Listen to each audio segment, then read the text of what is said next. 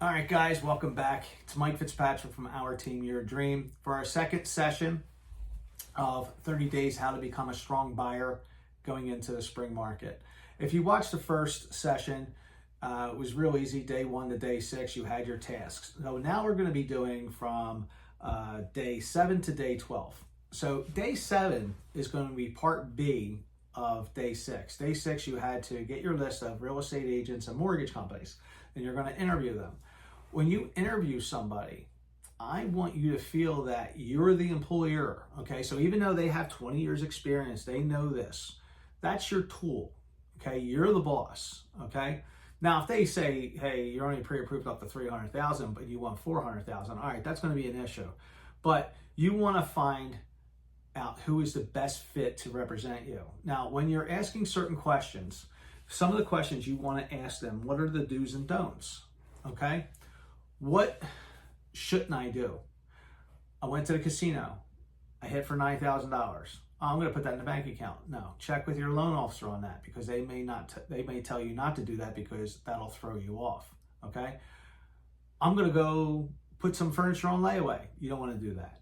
Consult your mortgage company first because anything that affects your credit can affect you getting that house.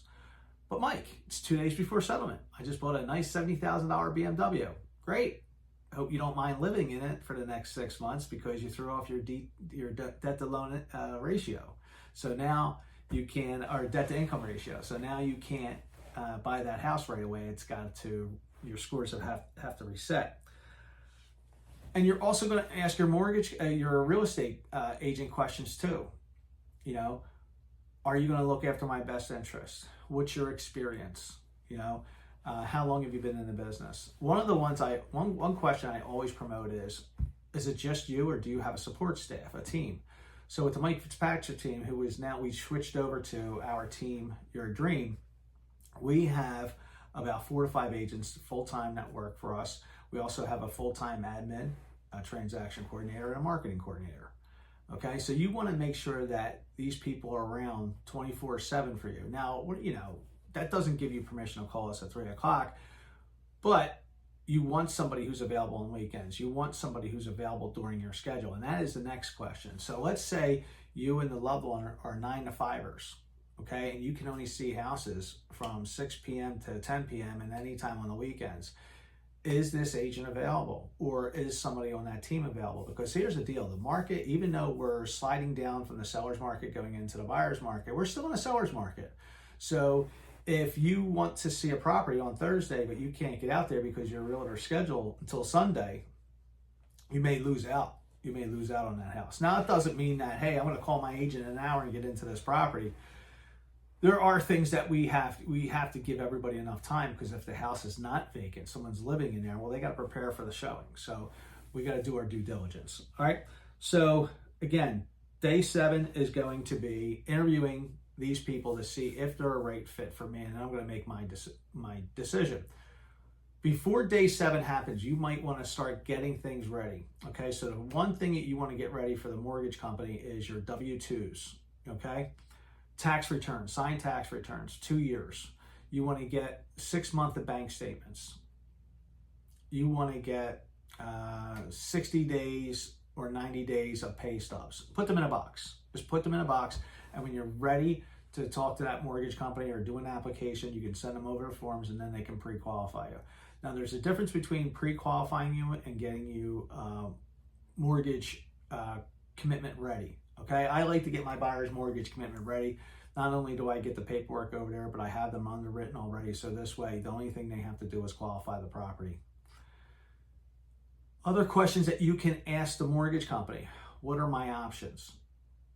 What are the different types of loans? You got FHA, you got VA, you got conventional. There's all kinds of out there. If you're a numbers person, an adjustable rate mortgage might be good for you.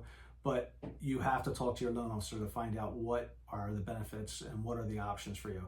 Same thing with a real estate agent. You want to find out not only what's their schedule. Is there a time frame where I can call you? Is there a time frame where we can't show houses? Okay.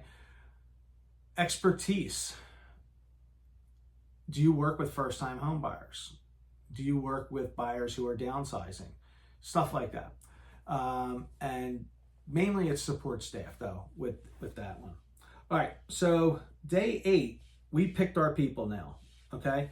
So with the mortgage company, you want to get an official pre-approval, because at the end of the day, we're going to have you underwritten through the mortgage company, okay? And that's what you want. You want that golden letter. But right now, we had our interview. So now day 8, we got to get our pre-approval done. So the pre-approval is basically, they're going to put everything that you gave them, all the forms that you gave them, bank statements, pay stubs, signed tax returns, and they're going to look at your debt to income ratio, see how much money you make, see if it's a good option to put both you on the mortgage, or maybe leave one off and put just the one person on the mortgage. Or you might be able to get a gift, and there's grants out there. But either way, they're going to put all that together and you're going to get a pre-approval. So just because they pre-approve you up to $400,000 does not mean, hey, let's go look at $400,000. That just means you're qualified for it.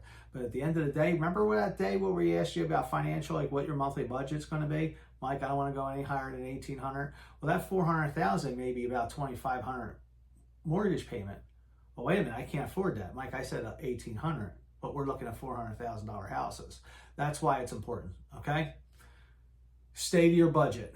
Don't get tunnel vision. So yes, I'm pre-approved up to $400,000, but can I afford that $2,500 a month payment? If it's a no, then you need to go to stay within your budget. Day 9, what I want you to do is bring in all your family members, okay? One of the biggest things that gives us a problem as a real estate agent, we have what's called birds chirping in your ear, okay? These are people that have your best interest in mind, but you may not be getting all the information, okay?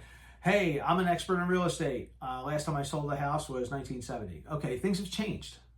Mike, I just recently bought a house 5-6 years ago. Yeah, listen to me. I'll tell you what you need to look for. No, bring them into the equation, okay?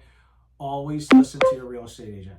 You want to take everybody's opinion. That's great. We'll put it over here. I'm going to consult with my mortgage company, or I'm going to consult with my realtor.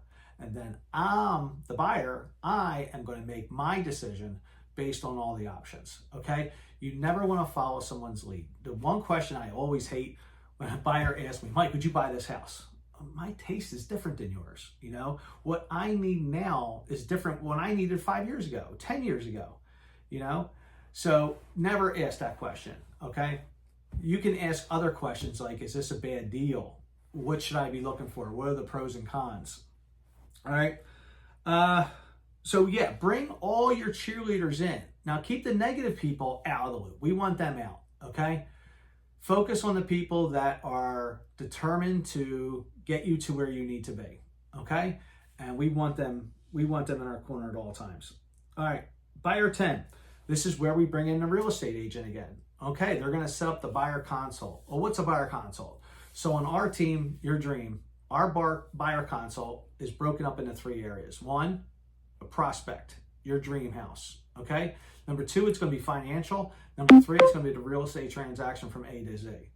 So the first part of it is finding out what your criteria is. Mike, I want Marlton. Mike, I want Medford Lakes only. I want a 5-mile radius around Swedesboro. Mike, I want to be in Northeast Philadelphia, but I want to be north of Cottman Avenue, but I don't want to go into Bucks County.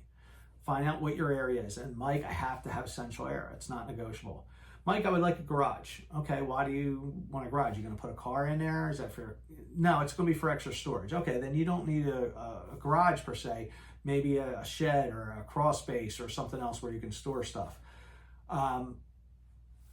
Tell your agent what your dream house looks like, and then tell them what is not negotiable, okay? I have to have central air. That's not negotiable. Mike, I would love a fenced-in yard, but as long as I have a yard, I'll put a fence in. Mike, I don't want oil heat. I grew up with oil heat. I want nothing to do with oil heat, okay? So, and then once we get that, we have to financially qualify it, okay? So we got the pre-approval, but we know what your monthly budget is. We take the highest price property. I was like, okay, here's your $1,800 a month payment. This is what you're going to need at the table. Are you okay with both of those scenarios? Yes. If you're not, or you realize you can go higher, then that's going to be your call. Or if you think you're going to need some money, there's going to be other options. You can get a gift letter, you can go for a grant, see if you get some money there, or you can ask for a seller's assist. Once we qualified it financially, then we're going to go into it from the A to Z of real estate. So from the properties I'm sending you, you're looking at them, you want to go see them. We go and show the house. We write the offer. What happens after the offer is accepted? Deposit money notice, home inspections, mortgage application, appraisal, title work, mortgage commitment, switching over the utilities, and then going to settlement. And then usually that consult lasts us anywhere from 45 to 90 minutes, depending on how many questions you have. But that's very, very important. And we're not expecting you to remember everything. But here's the deal. At the end of the day, you're going to have all your questions answered. Every single one of your questions that were in your head will be answered after that buyer consult. All right, so after the buyer consult, I want you on your own. You can have your real estate agent send them to you. You may not be ready. Maybe 6 months out, I want you to start going to open houses. I'm not saying, hey, you got to make it a whole day going to open houses, but if you're going out for the day and you see something that catches your eye, go to the open house. See how that agent works. See how that layout works. See what it's like to be in someone else's property and what to look for. And you're going to know, after doing this over and over again, you're going to know what the do's and don'ts are. You're going to know what to look for, what not to look for, what's important, okay? And then on the day 12, we're going to get a game plan on how the showings will go. So usually you can take care of this during the buyer consult, but your brain's going to be fried. Take this day and just say, hey, Mr. and Mrs. Real Estate Agent, tell me again the process. I know you went over it with the buyer consult, but what's our focus when we go show houses? What should I be looking for? Now, of course, you're going to look for the main items, the hot topic items that you want. The area, central air, 2 stories, finished basement, and big fenced yard, okay? The game plan is also about what time do I arrive? How much time does it take to go through the property? We're not rushing you. A lot of people are in there only like 5, maybe 6 minutes. Then there's people in there that want to spend 15, 20 minutes in there. Whatever your time frame is, we're going to allocate that much time for each one of those showings. The reason I bring that up is because sometimes buyers want to see 6 or more properties. So we have to make sure that we're not inconveniencing the seller, on the time frame that we requested to see our house. All right, so that's it. So that's day 12. Again, thank you for joining us. This was the second session. We're at day 12 on how to be a strong buyer in the next 30 days, right before the spring market. All right, if you have any questions, again, reach out to us, Mike Fitzpatrick, Our Team, Your Dream, at 267-549-2505. If you have any real estate, mortgage, or title questions, please reach out to us. Take care.